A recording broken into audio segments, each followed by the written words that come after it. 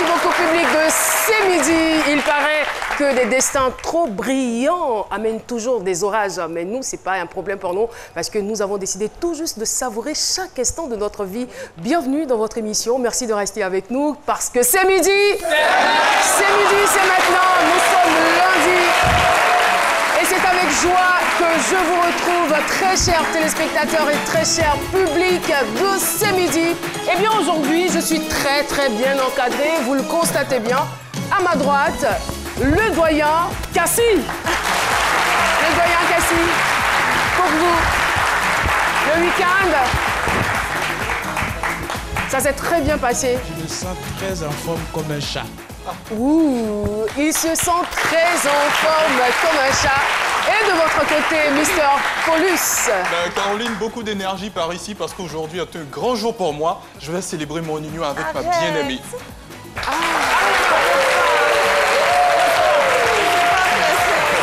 Ouh là là. J'aimerais bien voir ça. Tu dis quoi? Tu dis quoi là? Passe là-bas. C'est toi qui m'as mis au monde. Hein? Faut arrêter. Arrête. Là, il est. Donne maintenant en France. Allez là-bas. C'est moi qui suis ton papa, mais c'est qui ton papa? Payé cher, c'est pas... Passe ici, voilà ton mari qui est là. Je veux pas. Tu oses discuter avec moi? D'accord, tu vas m'entendre tout de suite. Non, laisse. Moi, je me dis, ta femme est déjà là, calme-toi. D'accord. Il n'est pas joli. Ça m'a tiré. Ce soir, bon, moi, j'ai déjà donné l'argent. Mon frère, tu n'as pas besoin de dire ça. Moi, je sais que j'ai déjà pris l'argent. Tu as compris? Mais elle va venir. Tu n'es pas obligé de dire ça à tout le monde. C'est ma fille, c'est moi qui l'ai mise au monde. Je la marie à qui je veux. Toi, tu penses qu'il y a Riga qui mange à la main, c'est pas lui qui paye. Quand tu me regardes vieux comme ça, là, je peux avoir l'argent pour... Passe ici. Quoi, depuis hier, tu as déchiré mon habit là. Passe ici, là. Tu me regardes là. Alors, Philo, venez. Venez, Philo. Venez. Vous avez fait un beau travail. Je veux bien voir les billets qui sortent de sa poche là. Merci beaucoup, merci de les applaudir. Merci infiniment. Et voilà, nous parlons de mariage forcé, de mariage sans consentement. Vous savez, chaque année, plus de 12 millions de filles sont mariées de force avant l'âge de 18 ans. Ce sont leurs droits qui sont violés. Nous en parlerons donc dans cette émission à travers un thème bien choisi. J'ai été mariée à mon insu. Comment ça peut se faire? On le saura dans quelques instants avec notre invité témoin du nom de Mamaté. C'est une artiste. Voici son portrait. On la connaît tous sous le nom de Mamaté. À l'état civil, c'est Mama Touré. Elle est artiste chanteuse mandingue et éducatrice préscolaire. Issue d'une famille de 8 enfants, c'est en janvier 1982 à Kenengwara, dans la sous-préfecture de Minignan, qu'elle voit le jour. Célibataire et mère de 2 enfants, Mamaté a fait le tour du monde grâce à la musique. Ce succès repose sur son tout premier album intitulé Destin, sorti en 2010. Mais son destin fut tout autre à l'âge de 17 ans, quand ses parents la marient de force à l'un de ses cousins. Elle vient sur le plateau de C'est Midi nous expliquer cette expérience de vie. Avec Caroline, recevons-la. Et voilà, Mama Touré ou Mamaté, si vous le voulez bien, nous rejoindre tout de suite sur le plateau de C'est Midi. Merci de lui réserver un chaleureux accueil. Mamaté. Allez, ballon. Chacun a son destin.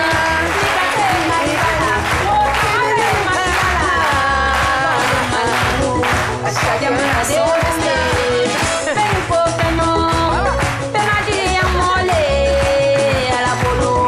Chacun a son destin.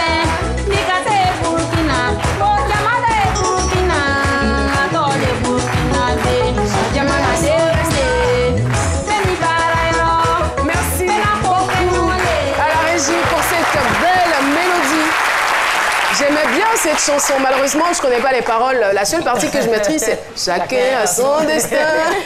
Bienvenue à vous, Mamaté, sur le plateau de C'est Midi. Ça va, vous allez bien? Merci, Caroline, ça va. Merci, C'est Midi.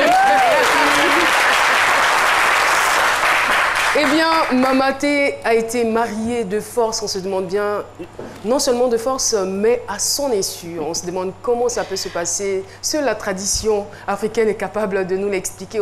On la retrouvera dans quelques petits instants, mais avant, Dr Philo donne son avis sur le thème. C'est mon avis, avec Dr Philo.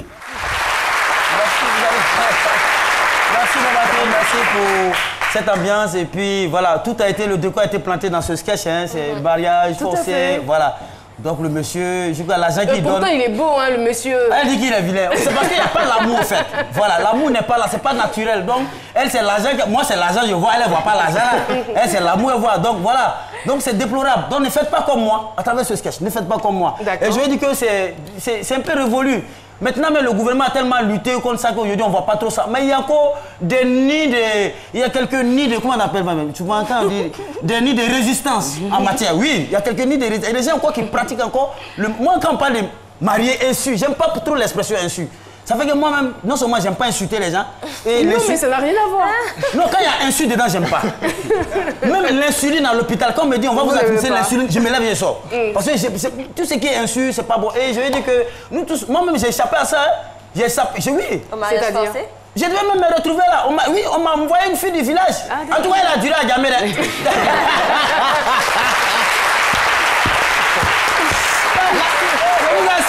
Cette histoire, elle m'appelle, je décroche.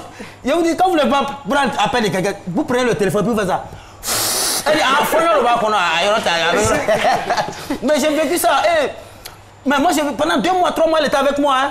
Voilà, 2-3 mois, j'ai vu bien. Mais elle sait que je l'aime pas. Mais je regarde au mur. Elle a fait combien de temps à Djamé? Elle a fait 3 mois. 3 mois à Djamé avant de venir? Non, elle a fait 2 semaines à Djamé. À Djamé. Oui, elle a fait 2 semaines avant de me retrouver. Mais j'ai eu pitié d'elle, j'ai passé à Dieu. Je la voyais à la maison. Mais je ne la regardais pas.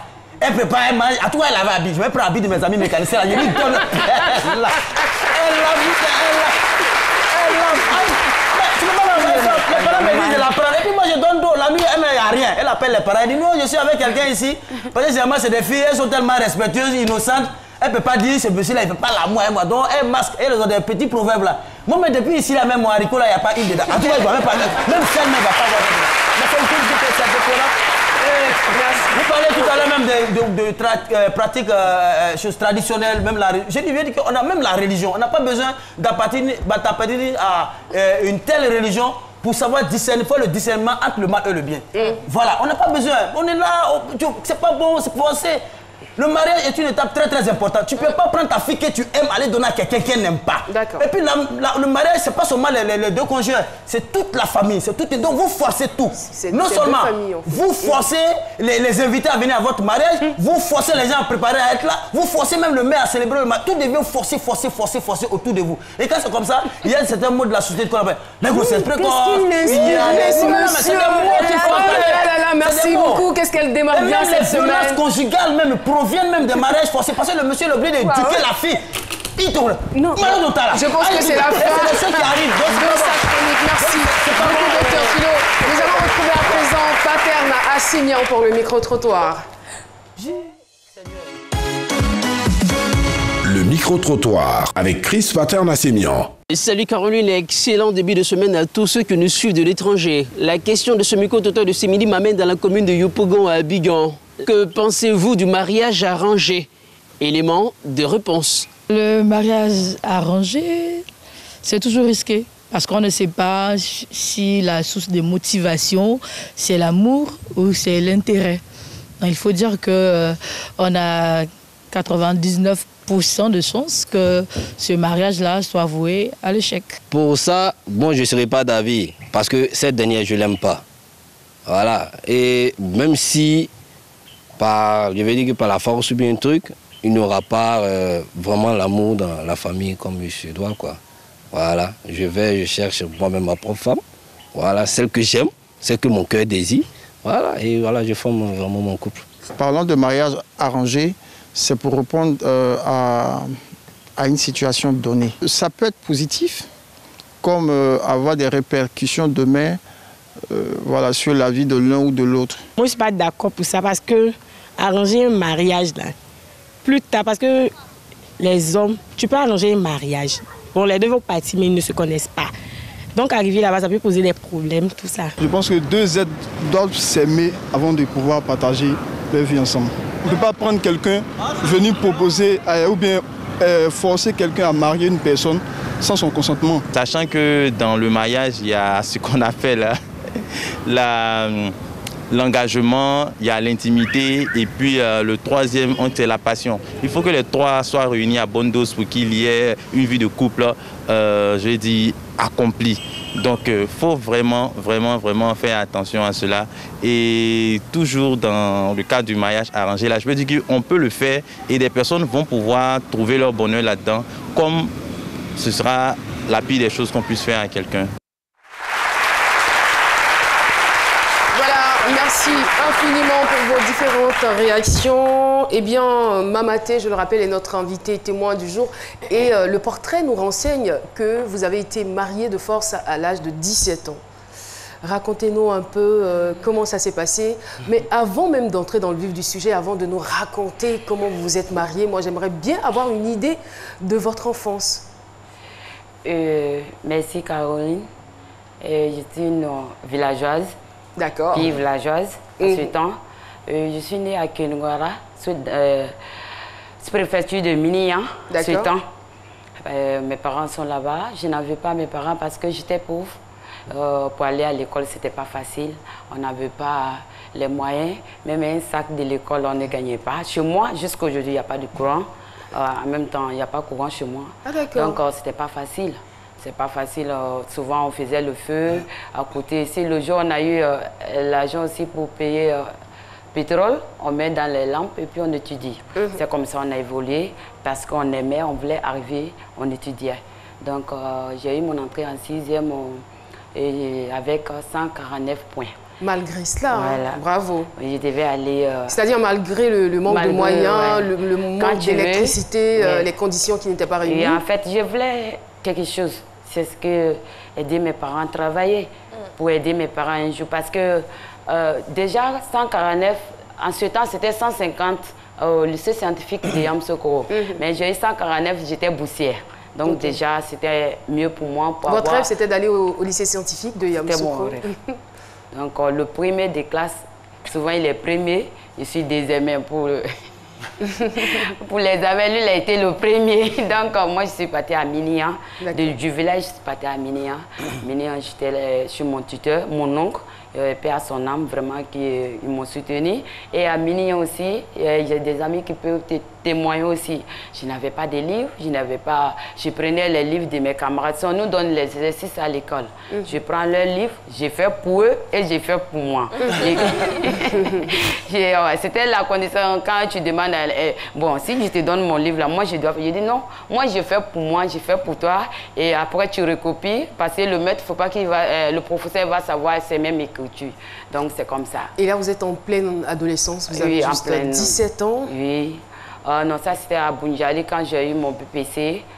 Comme ça, ma mère, elle vient de Mali. Et je salue ma mère, une grande dame, qui faisait un peu la musique aussi. C'était son grand frère, mon ex-mari, son papa. Quand on dit forcé, mais moi je dis plutôt c'était un mariage sans mon insu aussi. À votre insu, ça s'est passé à votre insu. Justement, c'est ça en fait qui fait tiquer, parce que comment est-ce que quelqu'un peut être marié à son insu? Donc l'arrangement s'est fait à quel moment? Je n'étais pas encore née. Je n'étais même pas encore née, maman. On ne savait même pas que ce serait une fille. Hein. On ne savait pas que c'était une fille. Son frère est parti la voir au village. Il dit, ah, tu es enceinte, si tu sais une fille, tu vas donner ça à mon fils. Mon avant-dernier fils. Voilà, je veux qu'il marie ta fille. En fait, chez nous, avant... Et là, je veux dire, vous êtes parenté. Le monsieur à qui on vous marie, c'est votre cousin. Voilà, et on sait que les mariages consanguins ont des répercussions négatives sur les descendants. Enfin, peuvent avoir. Non, peuvent avoir parce que souvent, c'est à la base de beaucoup de maladies. Oui, ben avant, on ne connaissait pas ça. Les parents ne savaient pas que ça pouvait faire ce genre de trucs. Mais au fur et à mesure, maintenant, tout est développé.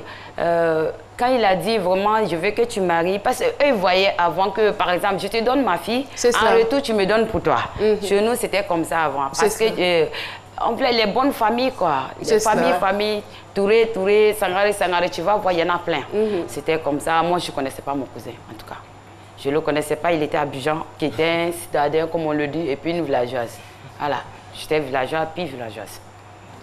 Mais vous partiez quand même à l'école. Alors, comment on vous donne la nouvelle Est-ce qu'on vous informe? Est-ce qu'on prend le temps de vous préparer, que bientôt on va vous accompagner dans votre foyer, ou bien pas du tout?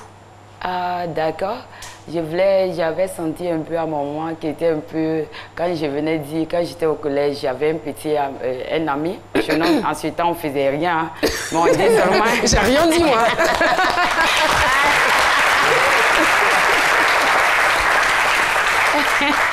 Oh, qui n'est pas là, qui est en Europe. Donc, quand il partait en Europe, lui m'a dit, un jour, quand je vais rester là-bas, il est venu. Donc, moi, j'étais sur cette décision. Je voulais étudier pour que d'ici lui, il arrive, au moins, je suis en terminale ou bien j'ai eu mon bac. D'accord. Mais ça a été une surprise pour nous. Je suis venue en vacances chez mes cousins. Puis, comme ça, lui aussi, en fait, il ne s'attendait pas. Il ne s'attendait pas. C'est maman qui écrit les lettres. En ce temps, on écrivait les lettres pour envoyer que c'est votre femme, vous regardez si c'est bon, c'est mariage. C'est fini. Je suis Madame Doumbia. Donc, du jour au lendemain... C'est fini, quoi. C'était le mariage. Après, c'était compliqué parce que moi, je suis villageoise. J'étais villageoise, mais j'étais instruite. C'est cela. À l'école. Mais si ton homme n'est pas allé à l'école, c'est compliqué. C'était comme ça. Ça ne pouvait pas aller parce que... Mais il avait tout de même grandi en ville? Ah ben, quand je dis grandir en ville, il quitte au village aussi pour venir en ville, pour venir chez son grand frère. Ça me fait quelque chose, quoi. Et aujourd'hui, comme la journée mondiale de la femme arrive, comme vous savez, moi, en tout cas, étant aujourd'hui éducatrice préscolaire, j'ai dit à mes parents que faut que les... On aura le temps d'en parler à la fin de l'intervention, mais c'est de savoir déjà les sentiments qui vous animaient lorsque vous entriez dans ce foyer. Ah, d'accord. Le mariage, d'abord, pour moi, c'était... J'avais prévu autre. Lui aussi, il avait quelqu'un d'autre. Quelqu'une d'autre, plutôt.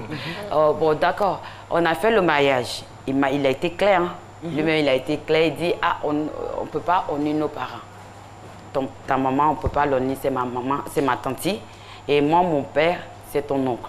Donc, comme lui, il a décidé ainsi, on va vivre ensemble. Donc, c'était dans le strict respect, je dirais, de la tradition et de vos parents que vous avez décidé de sceller ce mariage. Oui, nous deux. Et comment ça s'est déroulé, l'ambiance à la maison? Mais vous-même, vous savez, deux personnes qui ne s'aiment pas, se voient, vous avez toujours envie de vous insulter ou frapper. Il y avait tellement de... Il y a eu des violences, il y a eu des coups de main? Bien sûr, puisqu'il n'y avait pas d'amour. C'est après, en 2005, que ça a commencé à aller. En ce temps aussi, moi, je n'étais plus là. Quelle était la différence d'âge? Entre nous, 5 ans. 5 ans, d'accord. 5 ans, il n'était pas vieux, il était jeune aussi. C'est ça, il y avait trop de boulot courou, quoi. Il y avait trop, les hommes même, là, les filles, quand ils sont les jeunes, là, même, ils aiment, là, ils frappent. Non, non, pas Philo. Non, Philo, c'est un garçon doux, hein. Moi, je ne frappe pas. Donc, il y avait beaucoup de violence. Est-ce que vous êtes en train de nous dire maintenant, dans le foyer? l'homme qui ne t'aime pas, vous voyez qu'est-ce que ça va donner. Mais je n'en veux pas. C'était pas lui, ni moi, ni les parents. C'était comme ça, notre tradition d'avant. Mais moi, je suis contre aujourd'hui. Mais est-ce qu'après, il y a des sentiments qui ont commencé à naître? Oui, vivre ensemble, un homme, une femme, qui ne sont même pas même père. Il y a un sentiment qui vient un peu. C'est ce que j'ai dit tout à l'heure. Au moment quand on commençait à s'aimer, ça a été le divorce. Puisque la base n'était pas formée. Voilà. Et vous avez passé combien d'années d'abord avant de l'aimer véritablement? Parce que vous avez appris à l'aimer. Vous avez passé combien d'années dans l'inamour, si j'ose m'exprimer aussi? L'absence d'amour. C'est encore mieux. Voilà. À peu près 5 ans. 5 ans, 4 ans comme ça, oui. Mais pourquoi vous ne demandiez pas à partir? On peut prendre l'animation. Drôle de question. C'est trop drôle. Non, mais je veux dire, vous êtes restés ensemble pendant 11 ans. Après 11 ans, vous partez. Je veux dire, vous auriez pu vous séparer après 3 ans, après 5 ans. Pourquoi avoir attendu 11 ans? On peut tenter, on tente, hein. On a tenté plusieurs fois. Mais comme j'ai dit, la chanson Chacun son destin, peut-être que le jour n'était pas encore arrivé. Parce que là, lui, il a été franc plusieurs fois. Il m'a dit vraiment, pour ne pas que je te fasse du mal, vraiment, il faut qu'on se laisse. Mais quand moi, j'ai eu ma première fille, vraiment, c'est pas digne d'une femme divorcée. Allez, moi, je ne voulais plus divorcer. Quand j'ai eu ma première fille, parce que c'est le jour du mariage même venu, j'ai eu ma première fille. Dès qu'elle est née, moi, je dis, je ne veux plus divorcer. Tu ne peux pas aller ailleurs pour laisser mon enfant, quoi. Et après, vous avez eu un deuxième enfant? Oui, 5 ans après. 5 ans. 5 ans après, j'ai eu ma dernière fille. Et elle avait... Vous insistez sur les 5 ans. Est-ce que vous n'êtes pas en train de nous dire que vos rapports étaient très limités parce qu'il y avait un manque d'amour? C'est cela? 5 ans après, oui. 5 ans après, j'ai eu ma fille, ma dernière, et puis elle avait 6 mois, bien 6 mois comme ça, on s'est séparés. C'est comme ça. Et on nous apprend que votre ex-mari, puisque vous êtes séparés, votre ex-mari est décédé le vendredi dernier. Je sais pas. Ça, comment vous accueillez cette nouvelle? Non, ça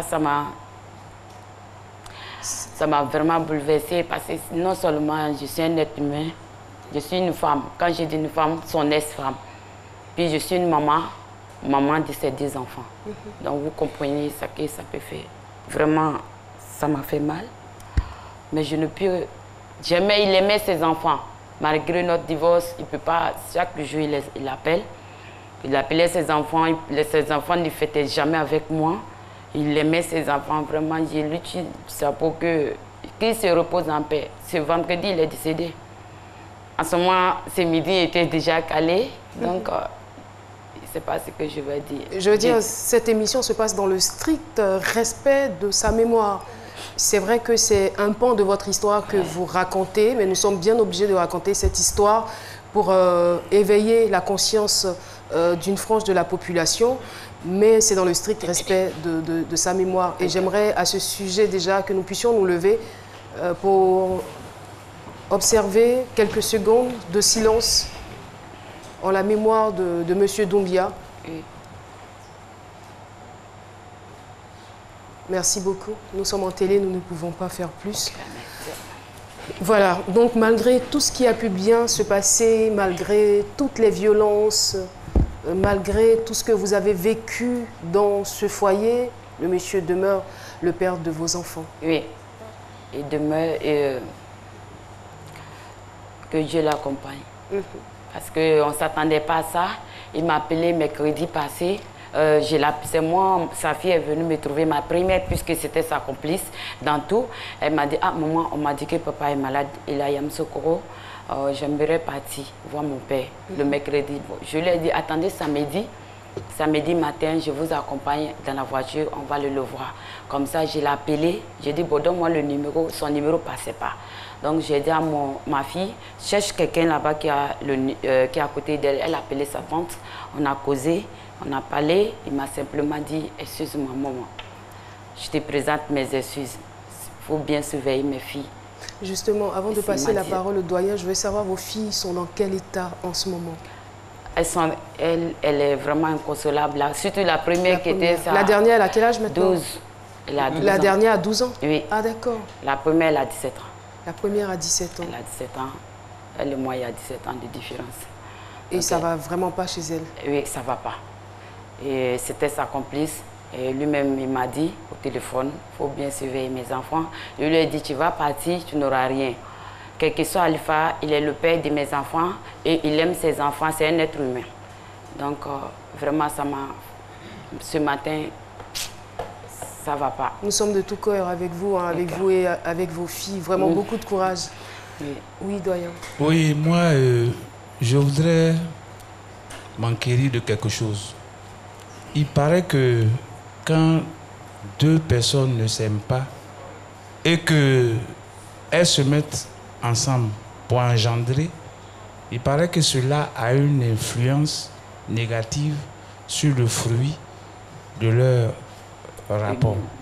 Est-ce que vous avez constaté quelque chose d'anormal chez vos deux enfants? Mes filles? Non, parce que mes filles, c'était la première. En fait, mes filles n'ont pas senti notre séparation, hein, puisqu'ils sont à Djamé. Moi, je fais pharmacie d'Oki. Tout le temps, ils laissent chaque vendredi les enfants aller chez moi, puisque c'est la même famille. De toutes les façons, dans tous les mariages, je suis dans tous les mariages. Tous les familles, s'il y a décès, je suis là. S'il y a mariage, c'est la même famille. Moi aussi, s'il y a un problème, il vient. Donc, les enfants n'ont rien. C'est maintenant que ça ne va pas, puisqu'il est décédé. Ça ne va pas. Qu'est-ce que vous voulez dire par ça ne va pas? Par la mort du... C'est un coup dur et c'est très récent quand même. Vendredi, voilà, vendredi tout près, là, à 19h. C'est lié au décès de voilà. papa, d'accord. Parce qu'il est arrivé au Mali le vendredi à 3h du matin. Il est décédé à 19h. C'est maintenant qu'on m'a appris la nouvelle. J'ai appris vraiment. D'accord. La question du sage, c'était de savoir au niveau comportement fait des enfants. Non, en fait, je crois que ma question n'a pas été bien cernée, mais c'est pas grave. En fait, il paraît que quand il n'y a pas d'amour entre une femme et un homme, et que malgré ça, ils ont un rapport, et qu'ils mettent au monde un enfant, il paraît que cela a une incidence sur l'enfant. C'est ce que j'étais curieux. En même temps, il faut qu'on sache un peu le pourcentage. Hein. Voilà. C'est pas de façon systématique, je crois. Mais moi-même, je ne sais même pas. Moi, je ne fais que essayer de comprendre. Non, c'est vrai, ça existe. Mais elle est en train de nous dire que ça va. Je sais qu'il n'y a pas de déséquilibre, ça va. Voilà, vous avez réussi quand même à leur donner une bonne éducation. Très. Ensuite, même ce mois-là, elle a été première de classe. Elle n'a jamais doublé. Ma première, là, elle n'a jamais doublé. Première de classe. En première, elle est première de classe. C'est bien. Non, le mariage consanguin rend intelligent aussi. Oui. Non, on ne va pas se baser quand même sur cela pour le dire. Sinon, moi, il y a mon voisin consanguin comme ça, l'enfant, lui, même quand il dit il court, il passe tout ça, tout le temps courir dans le quartier. Merci beaucoup, Dr Philo. Nous allons partir pour la pub. On se retrouve pour la deuxième partie de cette émission. C'est midi, c'est ça.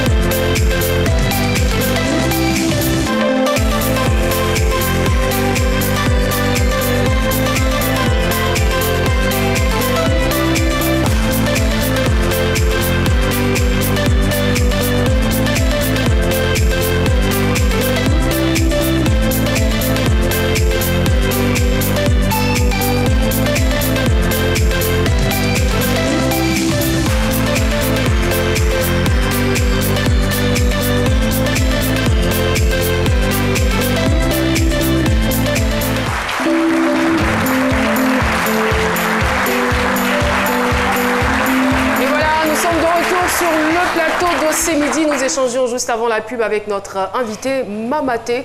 Mamaté qui, depuis le ventre de sa mère, avait déjà un mari.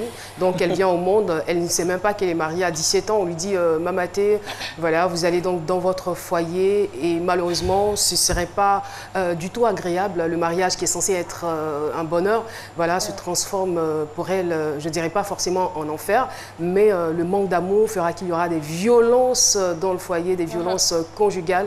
11 ans après, elle décide de sortir de ce foyer avec 2 enfants, 2 filles, 2 bénédictions, j'ai envie de dire. Des jolies filles. Des jolies filles. Mais qu'est-ce qui a créé le déclic? C'est vrai que vous avez attendu le moment, après vous avez senti que vous aimiez le monsieur, mais qu'est-ce qui vous a donné la force de sortir maintenant de ce foyer-là? C'est ça, comme on a tout à l'heure dit, il n'y avait pas assez de choses. On essayait à tout moment. Tout le temps, je partais souvent en famille pour faire 2 mois, je reviens. Souvent encore, je vais. Mais cette fois-ci, quand je suis partie, je ne suis plus revenue. J'ai l'impression que c'est finalement d'un commun accord que vous décidez de vous séparer. Oui, parce que lui, il a été clair. Il m'a dit un jour, vraiment, je ne veux pas que ça se passe autrement. Vaut mieux qu'on se laisse pour pouvoir bien éduquer nos enfants. Et ça, je le vous-même, remercie beaucoup. Vous-même, en tant que femme, j'y arrive, en tant que femme, quelles ont été les répercussions de cette relation, de ce mariage forcé-là, sur votre vie? Je ne suis pas encore mariée depuis 2007. Ça fait 11 ans, non, de séparation. Je ne suis pas encore mariée. Et pourtant, vous êtes une belle femme, vous voyagez à travers le monde, parce qu'artiste. Oui. Pourquoi? Parce que j'ai quelque chose qui me manque. Vous avez peur de vous engager dans une autre relation, c'est ça? Non, bon. Quand vous dites il y a quelque chose qui vous manque, c'est quoi exactement? Je ne suis pas encore tellement, comme il a dit, pas trop rassurée, pas trop... Je ne me fais pas maintenant moi-même confiance. Parce que je me disais que la bonne femme que j'étais, est-ce que je serais encore comme ça? Avec tout ce qui se passe. Parce que quand c'est comme ça, tu vérifies le comportement de ton nouveau. S'il a un petit côté de l'autre, là, tu te dis, oh, c'est la même chose qui va se passer encore. Donc tu es là. Donc pour cela, moi j'ai vraiment... Pas pour moi aujourd'hui qui est déjà fini, mais pour toute la génération qui viendra. Quoi. Alors moi je suis curieuse de savoir, vous avez divorcé, finalement vos parents qui vous ont forcé à vous marier, quelle a été leur réaction lorsque vous avez divorcé avec... Ben, au début c'était pas facile, la vieille, surtout la vieille, elle s'est déplacée 2 fois pour venir de ce qui se passe. Après encore... Lui, sa maman, parce que son papa est décédé il y a longtemps, quand je n'étais pas encore née ou bien j'étais bébé. Mais ce n'est pas passé. Vous avez essayé d'arranger, mais ça n'a pas marché. Non, ça ne pouvait même pas être. Je ne voulais pas. D'accord. Moi. Alors moi, je voudrais savoir, avant le mariage avec votre mari, voilà, vous fréquentiez quelqu'un. Bien sûr. Quand il a appris le mariage, comment il a réagi? Et aujourd'hui, quels sont vos rapports? Ah bon. C'est lui qui est là en Europe? Oui. Et avant, on s'était promis en fait. Il m'avait dit, il faut étudier, il ne faut pas chercher quelqu'un, je viendrai te chercher. Donc je me bluffais à l'école que mon fiancé est en Europe. C'est un bengui, c'est un fiancé. Vous savez. D'accord. Il est venu trouver, j'avais déjà ma première fille, il est venu en 2004. Il est venu trouver, j'avais déjà ma deuxième fille. Et puis, tellement de choses aussi, il s'est marié. Puis il avait sa femme là-bas. Donc, c'est fini. D'accord. On va croire que... Dommage. Alors, Paulus, vous allez garder la parole. Volontiers. Juste après le jingle, on vous retrouve pour votre chronique.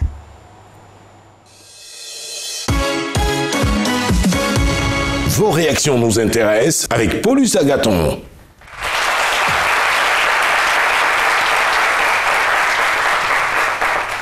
Toujours aussi nombreux sur la page Facebook à nous faire parvenir des messages et c'est l'occasion pour ceux qui ne l'ont pas encore fait de liker la page Facebook C'est Midi ou le compte Twitter C'est Midi. On a le message de Hermine Prudence Amani qui dit moi, je suis un peu découragé de savoir qu'elle a attendu tant de temps avant de divorcer parce que déjà dès le départ, les deux savaient. Je pense que ça aurait dû se faire assez tôt quand même. On a ensuite Léonie Deboué, voilà, j'espère que je prononce bien son nom. Elle dit en tout cas, mais respect à vous, est-ce que vos parents sont issus de cette union? C'est-à-dire le mariage consanguin? J'ai pas bien compris. Est-ce que vos parents sont aussi des cousins?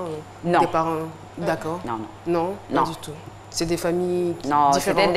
Non, comme on dit chez nous, c'était des familles. Des alliés? Des amis. Parce que mon grand-père était l'ami de l'autre. Voilà. D'accord, c'était pas... Mais est-ce que c'était un mariage forcé? Pour ma maman? Est-ce que votre maman a été mariée de force? Non. Non, ça, je ne sais pas. Je ne peux pas dire ça. D'accord. Elles étaient soumises au avant? Voilà, on ne peut pas savoir. Elles n'étaient pas comme nous. On ne peut pas savoir. Voilà. On ne peut pas savoir.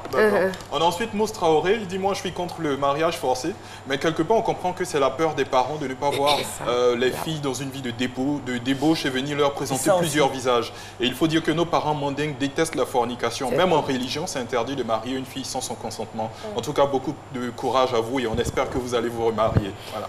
C'est avec ce message que je vais terminer. Merci. Merci beaucoup, Paulus. C'est vrai qu'il y a de nombreuses personnes qui nous écrivent quand même sur la toile. Malheureusement, on ne peut pas lire tous les messages. Mais continuez d'écrire, on ne sait jamais. Hein. La chance vous sourira un jour, n'est-ce pas, Paulus? Tout à fait. Et justement, Caroline, permettez-moi de saluer Herman Diezon Caïnan. Franchement, il a envoyé tellement de questions, mais l'ensemble des questions a déjà eu réponse. Ah, d'accord. On le salue au passage. Alors, le doyen? Oui, moi, je veux m'adresser aux parents.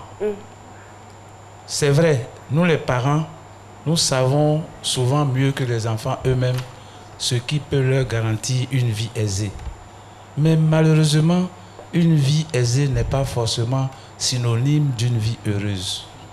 Donc, vraiment, je demande aux parents, en ce qui concerne la vie de couple de nos enfants, essayons, dans la mesure possible, de les associer à nos prises de décision.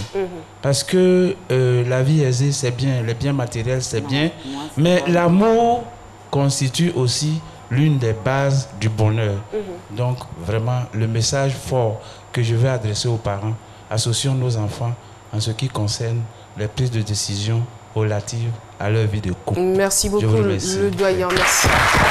Alors, Mamaté, on le sait, éducatrice préscolaire, mais aussi artiste.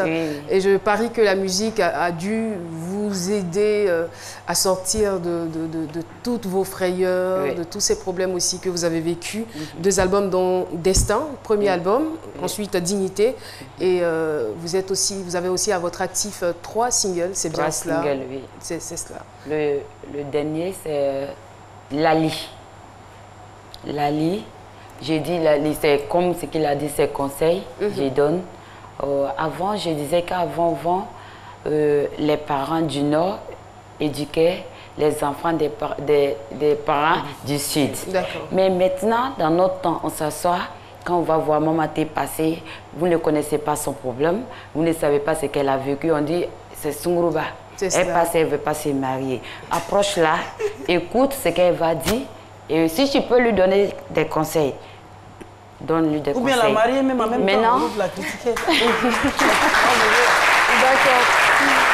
Maintenant, ils vont voir aussi un jeune homme qui passe. Il dit, lui, là, il est devenu drogué. Il est devenu soulard. Si tu ne peux pas le conseiller le jour où il sera vraiment drogué, il peut te piquer. Alors, mais c'est ça. Tu pouvais lui donner des conseils pour dire arrête, arrête. Parce que si tu arrêtes, c'est pas bon, voilà les conséquences. Pourtant, il peut changer. S'il n'a pas changé aussi, tu as fait ton devoir. Mais si tu vas dénigrer, c'est bien fait pour lui, droguer. Et nous, sur ce plateau, on ne va pas du tout vous dénigrer, Mamaté. Le seul conseil qu'on vous donnera...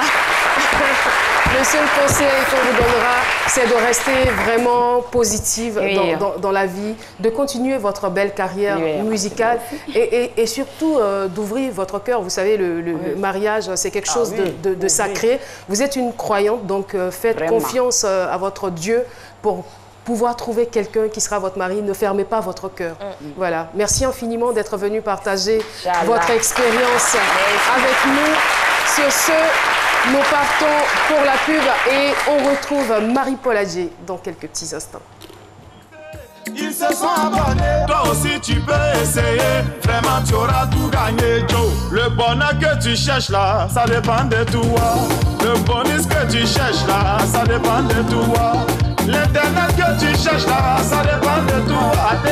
Tout ce que tu cherches là, ça dépend de toi. Ça est dans ta main. En 2019, le choix vous appartient. Rejoignez le réseau Move et profitez. C'est Modé Beauté avec Marie-Paul Adjé. Merci public de ce midi. Il est jeune, il est talentueux. À seulement 19 ans, il s'est lancé dans l'univers concurrentiel qui est celui de la mode et année après année, il a su se démarquer. Public de ces midis, on accueille Lévitano. Lévitano. Ah, d'accord. Ah, c'est bien. Bienvenue Lévitano. Et sans plus tarder, on y va pour son défilé avec sa collection Sauvage. Quoi Quelle audace. Un mélange de tissu et de bagne, des tenues de soirée pour le travail, des combinaisons de ville, un beau mélange.